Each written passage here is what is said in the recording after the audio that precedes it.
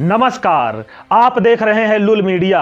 आज हम बात करेंगे एक ऐसे मुद्दे की जो आज़ादी के 75 साल बाद भी हमारे समाज को अंदर ही अंदर खोखला कर रहा है। वो है जातिवाद, विशेष तौर पर दलित समाज के साथ होने वाला भेदभाव। जहां संविधान सभी को बराबरी का हक देता है, वहीं जमीनी सच्चाई कुछ और ही बयां करती है। आज भी दलित समुदाय को स्कूल में बैठने तक से रोका जाता है, मंदिरों में घुसने नहीं दिया जाता है और समाज में उन्हें नीचा दिखाने की कोशिश होती है। दलित दूल्हे की शादी में घोड़ी तक नहीं चढ़ने दिया जाता है। आज भी दलितों को नीच और अछूत माना जाता है। क्या यही है हमारा आधुनिक भारत, जहां एक बच्चा सिर्फ अपनी जाति के कारण अपमानित होता है, जहां एक इंसान अपनी जाति के कारण हर रोज हजारों सालों से अपमानित होता आ रहा है? जबकि हमारे संविधान का अनुच्छेद 15 साफ कहता है, राज्य किसी भी नागरिक के साथ धर्म, जाति, लिंग, जन्म स्थान या इनमें से किसी के आधार पर भेदभाव नहीं करेगा। लेकिन ये बातें कागजों तक ही सीमित क्यों रह जाती हैं? दोस्तों, उत्तर प्रदेश के आगरा में आज फिर ठाकुरों द्वारा एक दलित दूल्हे को घोड़ी पर पीटा गया और घोड़ी चढ़ने से रोका गया।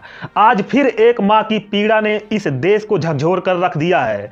उनका कहना है कि हमारे दामाद के साथ जो बर्ताव हुआ है वो जिंदगी भर का दर्द है। उन्हें घोड़ी से खींच कर पीटा और उनके फूफा बहनोई के साथ भी बदतमीजी की। उन्हें चोटें आई हैं। उन लोगों के इस व्यवहार से हमारी बहुत बेइज्जती हुई है। ससुराल वाले पूरी जिंदगी मेरी बेटी को ताने सुनाएंगे। यह कहना है उस दुल्हन की मां अनीता देवी का, जिसके पति को ठाकुर बिरादरी के लोगों ने पीटा है। यह घटना आगरा के छलेसर में 16 अप्रैल को हुई थी। अनीता कहती हैं वो ठाकुर बिरादरी से हैं, तो क्या हमारी इज्जत उछालेंगे? बस हमारी गलती यही है कि हम गरीब हैं, हम नीची जाति से आते हैं। दोस्तों, इस घटना के बाद इतनी दहशत फैल गई है कि गेस्ट हाउस की जगह घर में शादी कराई गई। गांव के लोग इसे दलित और ठाकुर बिरादरी के बीच की जातिगत दुश्मनी बता रहे हैं। आगरा शहर से 15 किलोमीटर दूर कुबेरपुर में नगला तलकी है।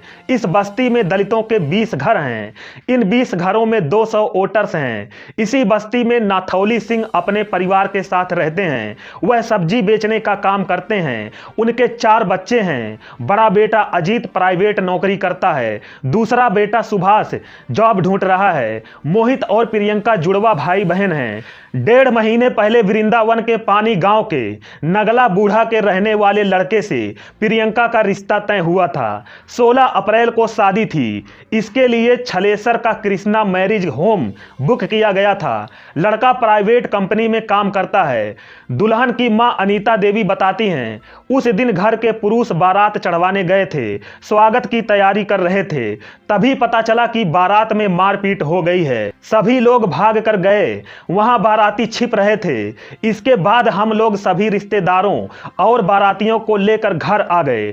घर पर ही फेरे हुए, लड़की को विदा कर दिया। बेटी का सपना भी पूरा नहीं हो पाया। बेटी की इच्छा थी कि सभी भाई चादर लेकर चलें, जिसमें वह स्टेज तक पहुंचे, लेकिन ऐसा कुछ नहीं हुआ। उस दिन बेटी सजकर ब्यूटी पार्लर में रात 1 बजे तक बैठी रही। दूल्हे को किसी तरह छिपाकर घर लाकर हमने फेरे कराए। मैरिज होम, सजावट, खाना, सब कुछ करीब 3 लाख रुपए में बुक हुआ था। सारे पैसे यूं ही चले गए जैसे तैसे, बस बेटी की शादी की है। मेरे दामाद के गले से सोने की चेन भी गायब हो गई है। दुल्हन के पिता नाथौली सिंह ने बताया, घोड़चढ़ी की रस्म चल रही थी। हम लोग गेस्ट हाउस में तैयारी कर रहे थे।